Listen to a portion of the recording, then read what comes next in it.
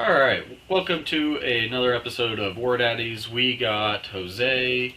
I'm going to get off of that screen so people aren't getting stuck in an infinite loop of just gibberish. Jose was the captain for the Great Plains Masters. He was playing Seraphon, and he's gonna talk to us about how that went for them.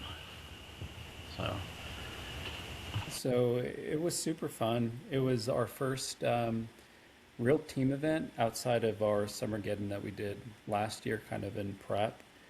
So it was more so a learning experience than anything else. Um, we got a lot of good experience. We got our butts kicked for sure.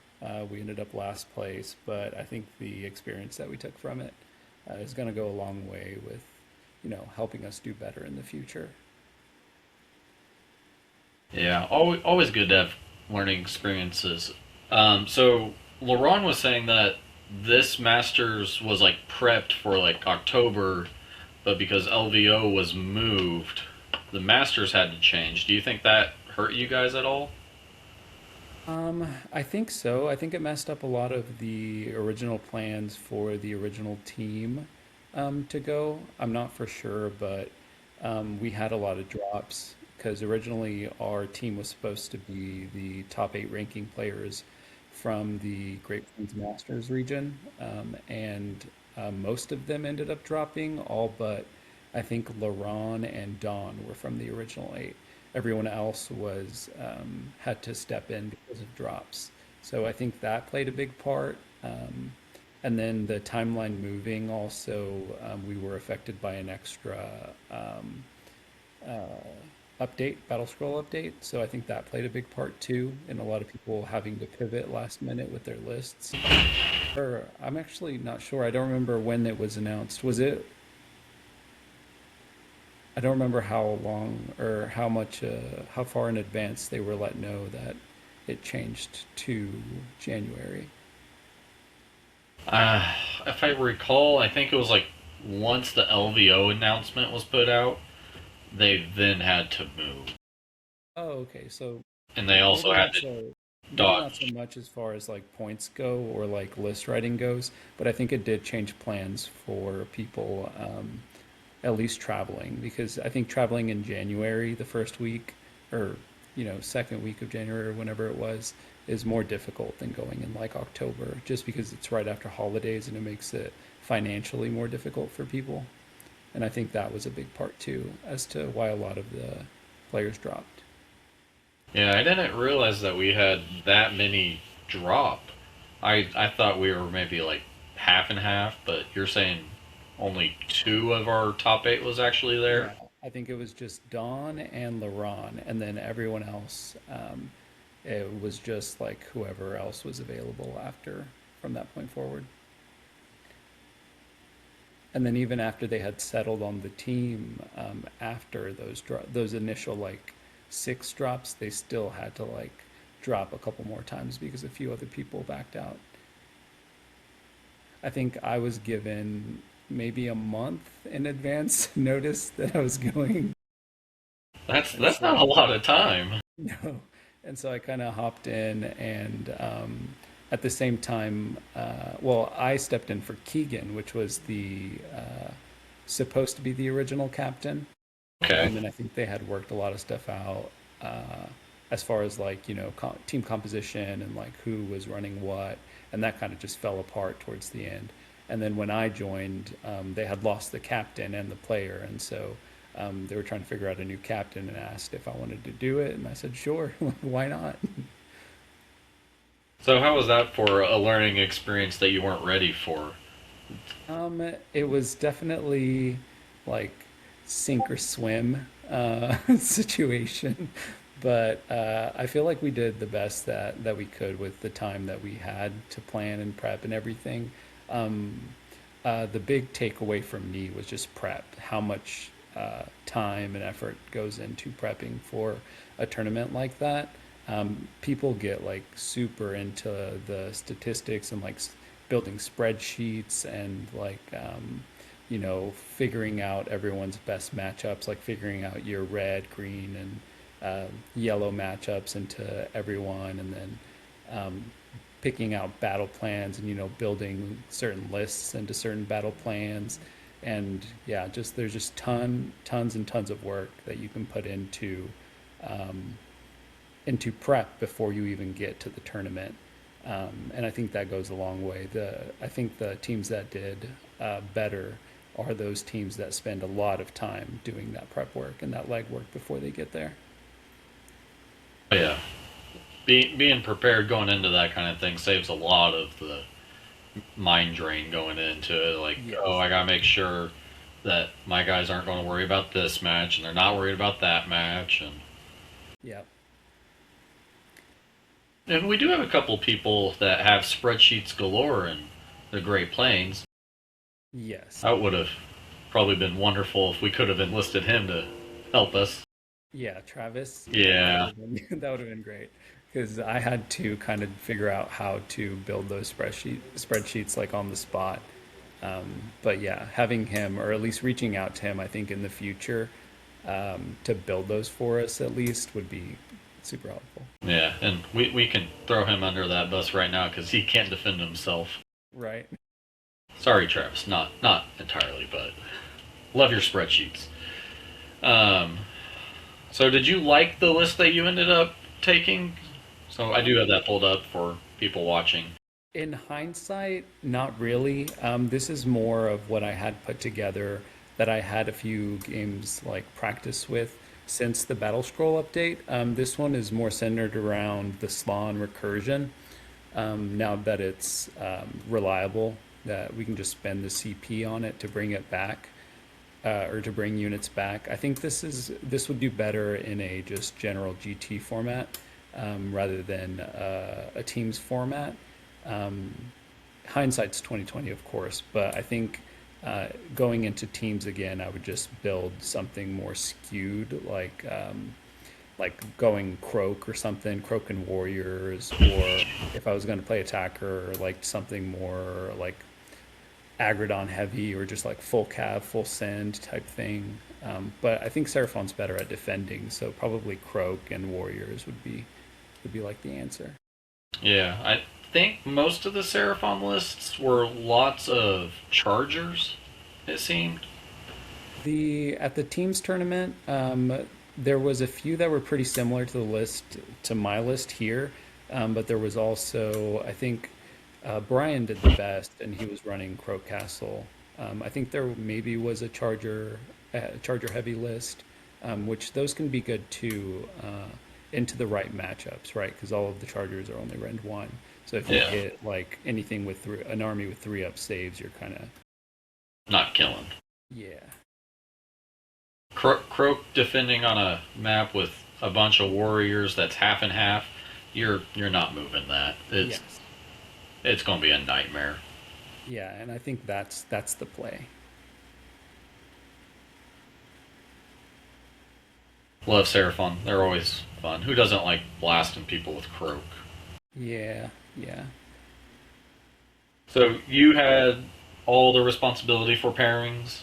Yes. Well, not 100%. So when you went into pairings, like you walked up to the table across from the other team captain, you were allowed to bring 2 people with you, just to have someone else there to um, bounce ideas off of or just help you with the pairings, uh, just in general.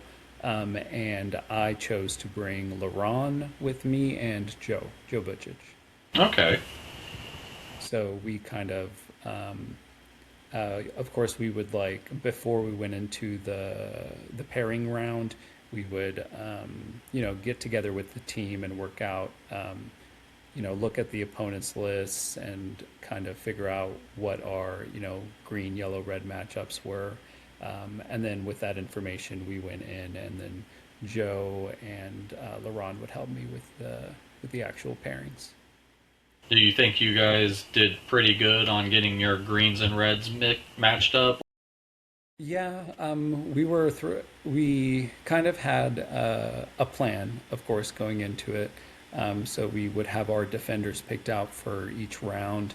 But then, you don't know for certain what the other team is going to throw out there. So every now and then you'd get thrown for a loop if someone put out a defender that you weren't expecting. And then the way it works, it kind of just throws your entire, the rest of your pairings off, right? So if you have a set plan, um, you want to have at least some flexibility whenever you go and start, dropping cards down, so that if something crazy changes at the beginning that you weren't expecting, then you can flex and adjust as you go down the line and pair the rest of the team.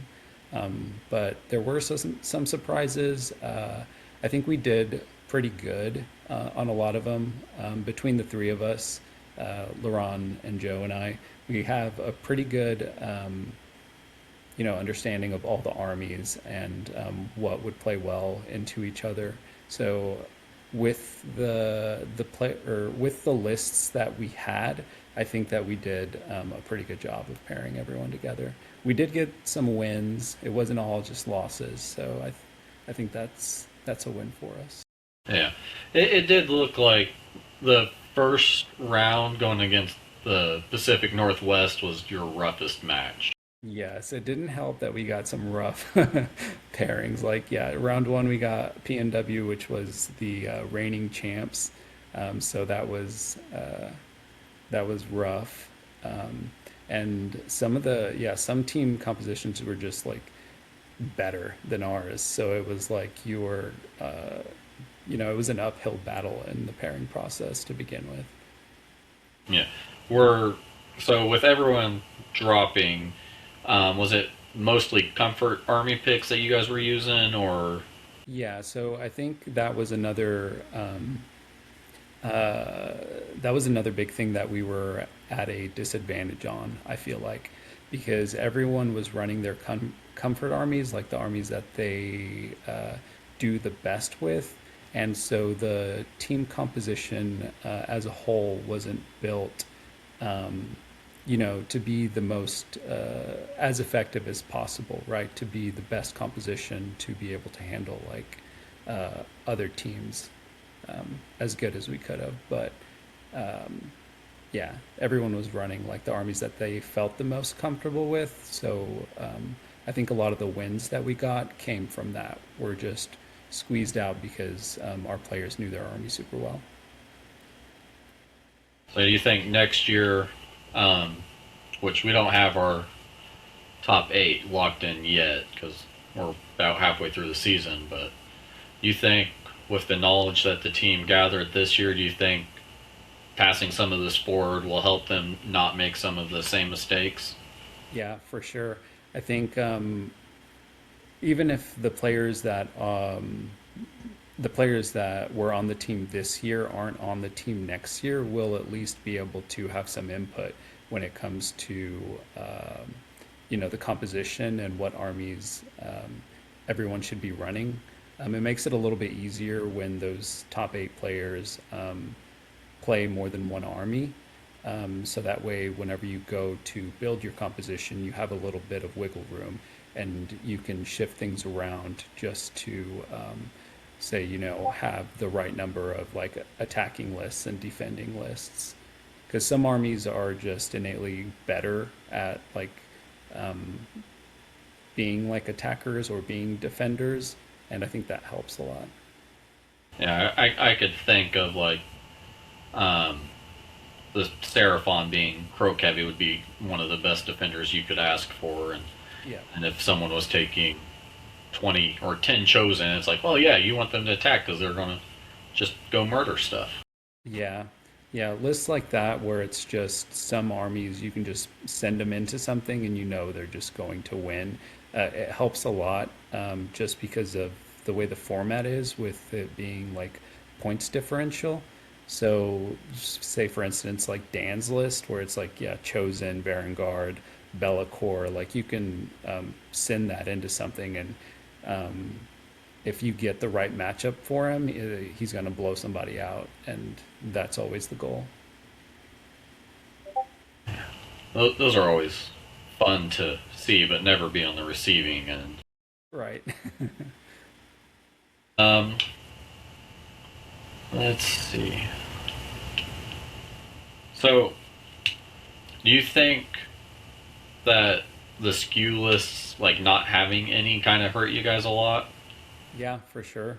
Um, uh, so, like I said, when it comes to like building comp, you can get away with a lot of when it comes to building SKU lists like that because you can lean into like a specific like archetype like thing that your list is trying to do. And if you can build a SKU list that is just a hard counter to a certain type of army, like it doesn't even have to be a specific army, but a army type. Um, because when you look at team compositions, like you know that every team is going to have like right four defenders, so they're going to have four defenders in mind for one for each battle plan, and you can kind of guess the type of armies that people are going to try and play into those battle plans. Usually like heavy infantry base, like super defensive, like 3-up saves, and you can build some skew lists to just directly counter those and then just have that like on the ready, and I think that helps a lot. Yeah. So, how did your personal matches go?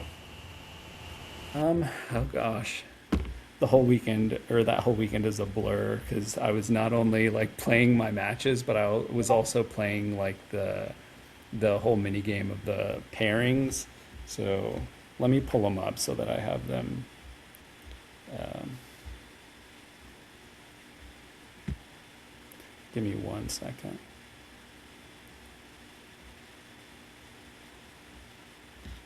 Oh, they took all the like the information off of the site.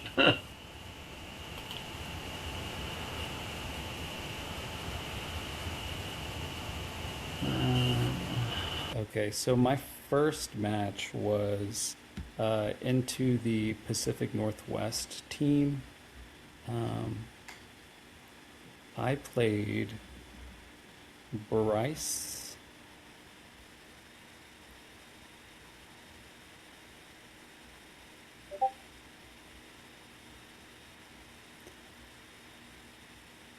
Bryce Copen.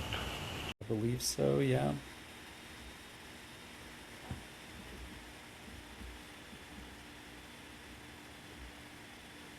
He was. Yes, so this game, this was one where I went in as a defender to that map, and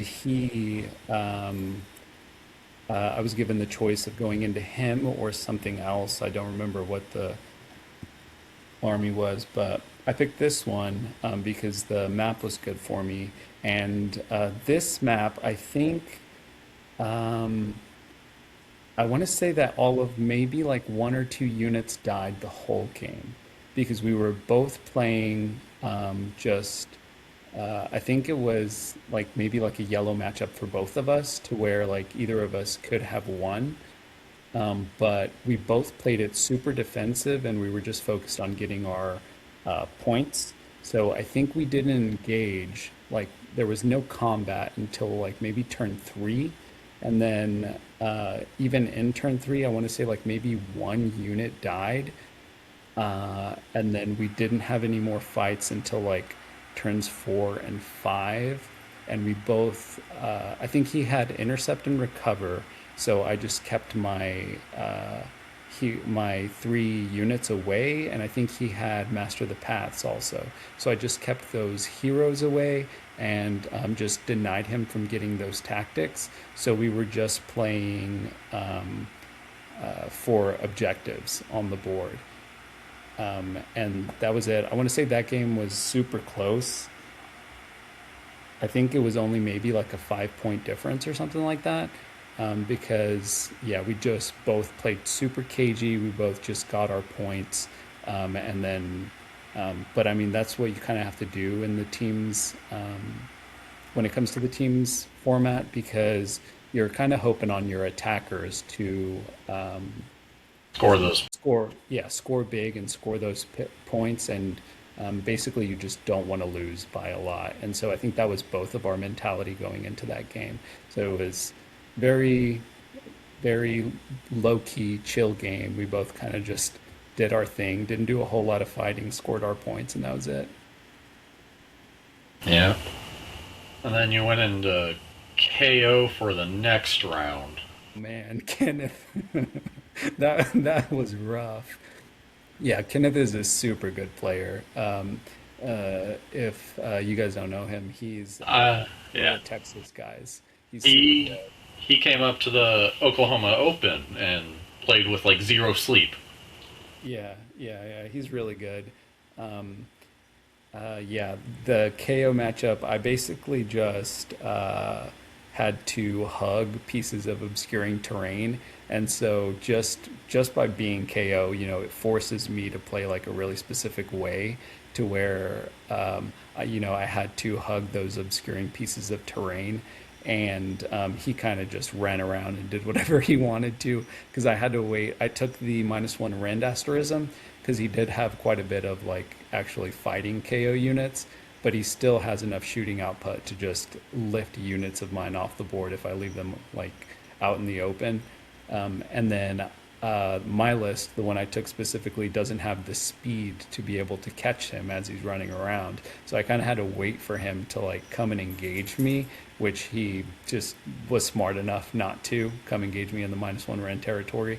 So yeah, and then when I finally did move out to get him, he just tabled me. I want to say he tabled me like going into turn 4 or something like that, but it was rough.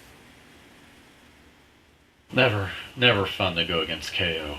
No, And then you went into James James. O'Brien with the Terrorgeist spam. Yeah, James Workshop. He just pushed all that into me, just full sent pretty much.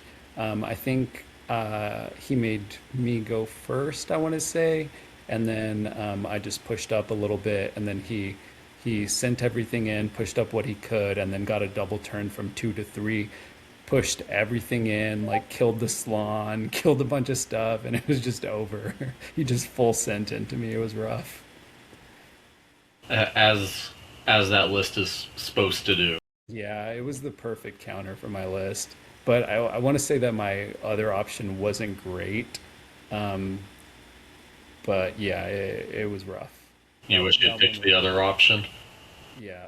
Those two matches, the KO and then the full send feck, I had to like step away from the tournament for a minute and like because it was rough. And then you went in the next round against Doc. Yeah, so this one was not as bad. Yeah, you I did score. manage to stop some of those big spells early on. I remember I stopped the what is it, the extra rend, extra attack spell. Mind What's it Razor, called? I think. Yeah, yeah, Mind Razor. So I did manage to stop that with the frog for a couple of turns. Um, but he just has so much board control and movement with like the teleporting from the um, The Stalkers. yeah, the winged ones. Yeah. So he was able to run around, and then I think I did end up killing like some of the witch elves, but yeah, I think later on, like rounds 3 and 4, he managed to get like one of them just super buffed up and just shred me. Oh, and then a big thing on this game was he managed to get his double activation into both units of Kroxigor. So he went all the way in into one unit, double activated, and managed to lift like half of the other unit. And those are my two big hammers in my list that I took. So I was like crippled and just by one unit of witch elves. So it was brutal. Doc's not fun to play against. I just been told hurt them as fast as you can and hope for the best. Yeah, yeah, So then you went into Zachary Tipton, who was playing OBR. yes. Um, this one, That looked like Uh, So this list is tricky because you get quite a bit of. Yeah, I think he got at 1.4 activations before I got to go. So each of those soul masons, I think, can, or not the soul masons, but the soul reapers, they can chain activate with another unit, and he has a spell for fight first. So he casts fight first on one of the soul reapers, and then immediately swings with like a unit of stalkers, and then he can do his normal activation with another soul reaper and then bring in another unit of stalkers. So he was doing like four activations before I would have a chance to swing. And with Seraphon, you have no like strike first or strike last unless you bring like an Engine of the Gods or something. So it was just rough because he was like swinging four times before I was doing anything. yeah, just unbind spells. Yeah, yeah. I mean, I was trying to. I brought regular frog, but I guess croak would have been much, much more handy. I didn't. Ugh. And then Night Haunt for the last round. Yeah, so the last round was against Madigan. This one was a super fun game. I had never played Madigan before, even though I've seen her all over. But yeah, she was playing Night Haunt, and this list, I got really lucky. I think turn two, top of turn two maybe, I managed to get the Soggy Carno into Lady O.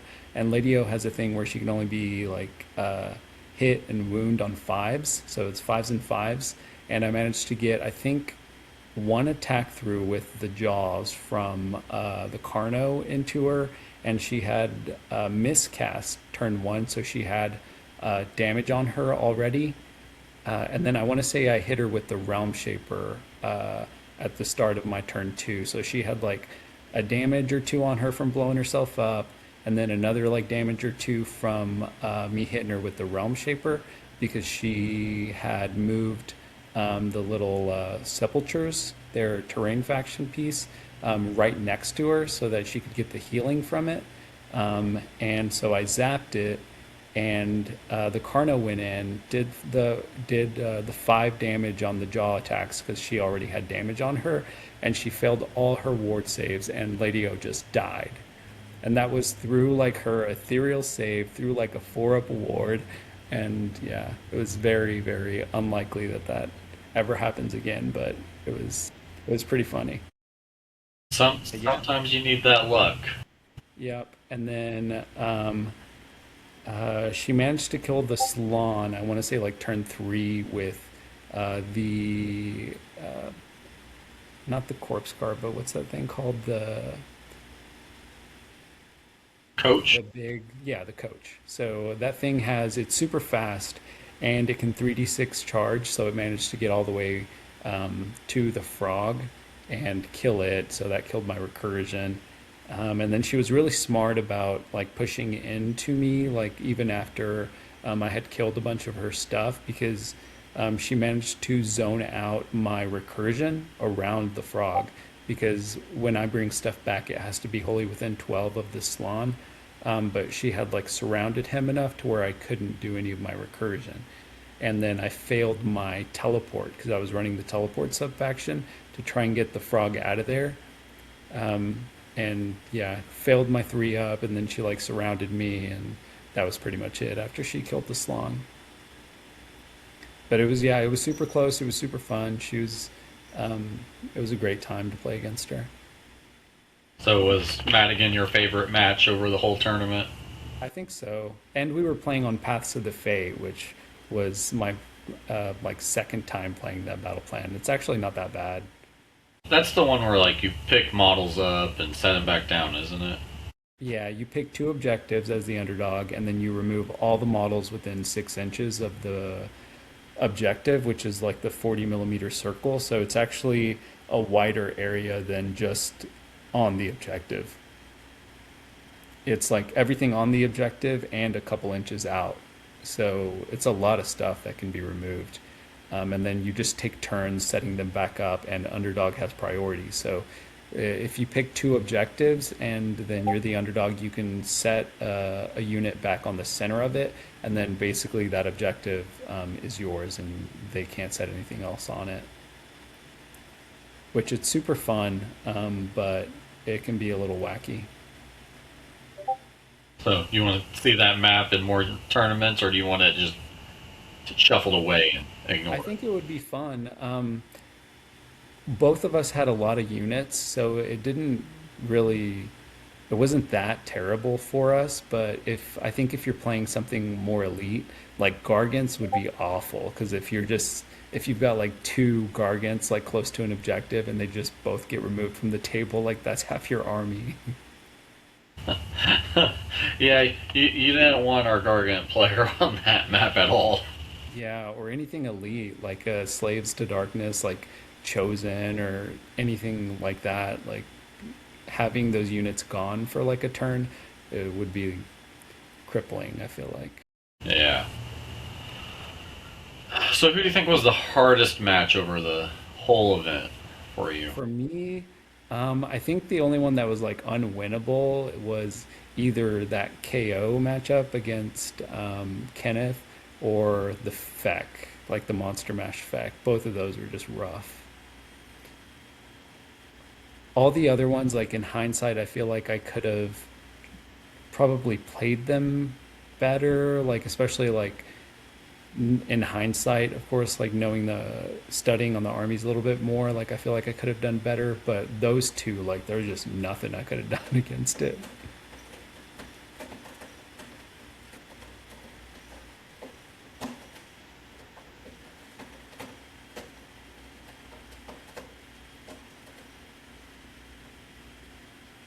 Yeah. Anything else you want to add about the tournament? Because I think I've got all my questions answered. Yeah, no, that was pretty much it. Like I said, the big takeaways for me, especially like running it as the captain, was prep. Like the more work that you put into it going into the tournament, I feel like the better you're gonna do. And then a lot of that prep, I feel like we don't have a lot of experience with, just in the Great Plains because we don't have a lot of team tournaments or like no team tournaments really. Last year was the first one that we did, and we only did it because we knew that we were going into the Masters tournament. So I think we're going to be doing a lot more team events. We've got one coming up in a couple of weeks. That's an online team tournament, which I've already like gathered a team for, and hopefully that'll get us some more experience with the format in general. And we've got a lot of the or some of the same players. Like LaRon's helping me. He's doing coaching for it, so he's not going to be playing, but he's going to be helping me with like the putting the team composition and picking out the lists and making sure that we have like a good spread and a good composition so that we can do better with pairings. And then Joe's on the team as well, which he was there with me when I was doing the pairing. So hopefully we'll get yeah, some more experience and just get better at it overall. So do you think we need more team events in the Great Plains circuit? I think so, at least a couple a year so that we have that experience because you never know who's going to end up going to this or qualifying to go to the Masters event. So I think that the more experience that I think our region has as a whole would be better for us. Because I mean, that's the whole reason that we've got like the Great Plains Masters circuit put together is to put together that qualifying team to go to this event.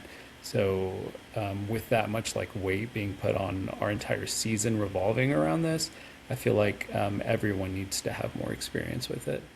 So we do have Laurent's tournament once a year that is a team event. I don't remember how many people is per team.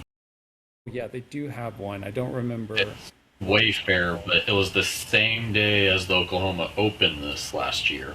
Oh, yeah. And I feel like a lot of people went to the Oklahoma Open instead. Yeah, because we had that, Show Me, and Wayfair all happening the same days.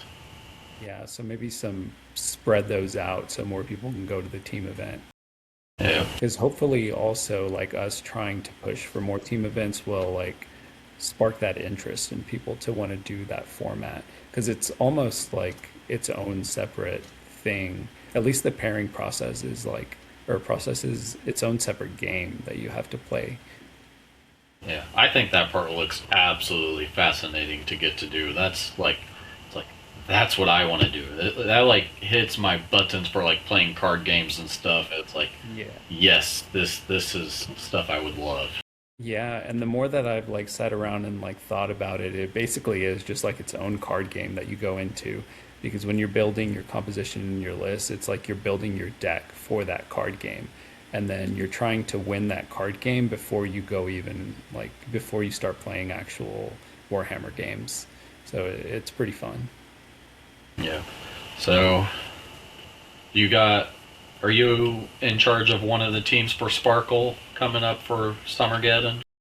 I'll be on the so Sparkle Motion just because we have so many players. I think we're doing three teams, or we have three teams worth of players that are interested. So we'll probably break up into like the one competitive team, and then the other two teams will probably be more casual, because some people just don't want to be on the competitive team at all. They're just there for the vibes, and so that'll be one team, and then I think we'll have one team that tries to compete, and I'll probably be on that.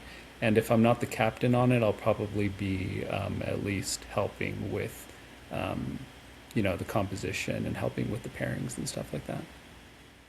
Whatever team you're on, everyone already knows that you get Seraphon. Yeah, yeah. I'm actually working on my Hellsmiths, so I've started putting them together, but it's mainly going to be a paint project for me. So it might be a while before I get them on the table. I was I'm gonna say, try and now you're saying you and Alec have a lot of similarities. yeah, yeah, yeah. Got Savannah actually got me a bunch of Hellsmiths for Christmas. So right now I've got the FOMO box. I've got the big bull, the big Reptar. hero. Yeah, and I've got a couple units of the shooting guys, the like 18-inch range Oh shooting yeah, guys. yeah. I can't remember what they're called. They got the flamethrower or whatever. Yes. So I've got a couple boxes of those, and um, I think that's it. So I think I all I need to fill out 2,000 points is another spearhead box, which I'll probably get soon. So once I get all that built, then I can start practicing. Hey, you got to get those bull centaurs. Yeah, yeah, I'll probably get those too. They've been sold out though on the GW website for a minute. It's like I people know know they're a good unit. yeah, there's been a couple of lists floating around that have been doing well with them, running like 12 of them. So I need to get at least like six and then see how that feels. Yeah. So, Summergeddon. That's what we've been talking about the last few minutes. They do have a website. It is Summergeddon for people watching. Um, they got lots of cool pictures. Sparkles there. You in that picture? Yeah. Yep. You with the eye patch. There we go. Yeah. No more eye patch for Jose though. No, it's getting better. That's good. um, yeah, I might make it to this one. Summers are rough for me personally because I work in HVAC and that's when every school wants to replace rooftops. Yeah. But Alec was asked by Chase and he's like, "Yeah, I'll play." I'm like, you can't play Seraphon if you're on Jose's team." He's like, "Yeah, but I can always play Gitz or Stormcast." Yeah. It's like, why are you taking my armies from me? Yeah, it'll be fun. Are you planning on coming out to it even if or is it At something? least Alec will play. Oh, okay. At the very least, I think I'll play. I need to. I wanted to make a team, but now I don't know if I want to make a team because I'd have to find seven other people that Yeah. want to go, and that's a lot of work. Yes, it is Especially a when lot. like people I'd like to play with, it's like, well, they're on a team, and it's like, Yeah. that was another one of my struggles, at least with being the captain, is that like I've got uh, like wintertime or Christmas time is like busy season for me. So trying to find the time like between work and like trying to practice and like trying to do all this prep work, it's a lot. Yeah. Yeah, it doesn't help that it's like we hit Thanksgiving, Christmas, New Year's, and it's like, oh, I'm running against a clock now of prep that needed to be probably started when lists were Months, out. months ago, yeah.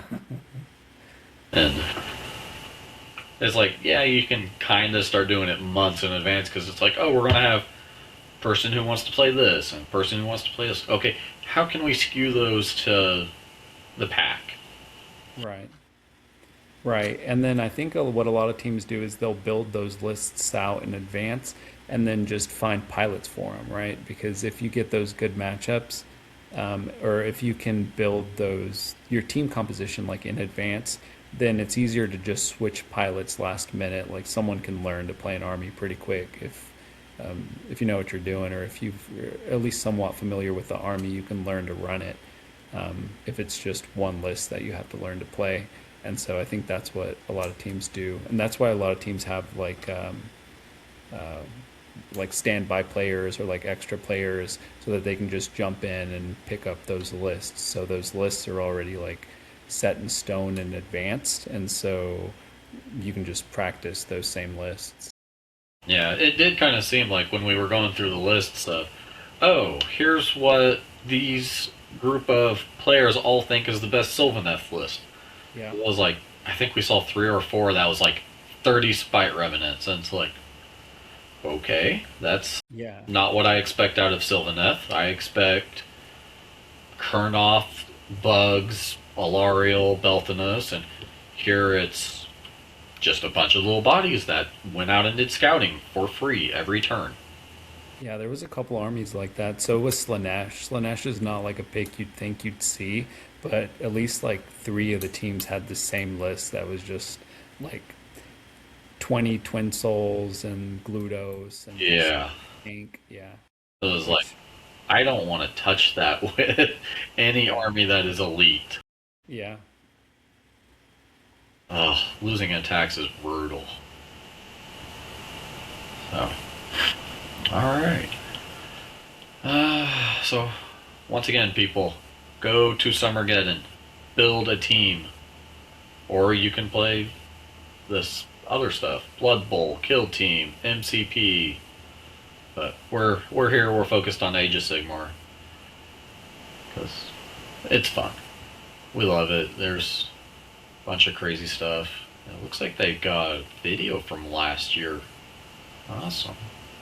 Go watch it, people. Get excited for another team event. Um, Anything you want to shout out before we close this off? Um, no, just I guess the next tournament that we have going on in the circuit is Heartrender. So if I don't know if there's any spots open for that, but Yeah.